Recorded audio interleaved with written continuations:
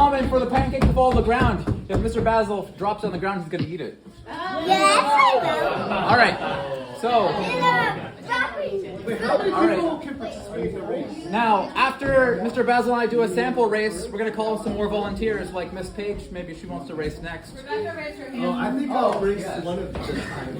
So, Mr. Basil, which one would you like? Biggest one. All right. 3. You gotta flip it, Basil. You gotta flip it. 3, 2, 1, go, go, go, follow. Go, go, go! Basil, go faster! Oh, Daddy, you gotta get up! No, you can't eat it. Wait, is there like a time penalty when you drop it?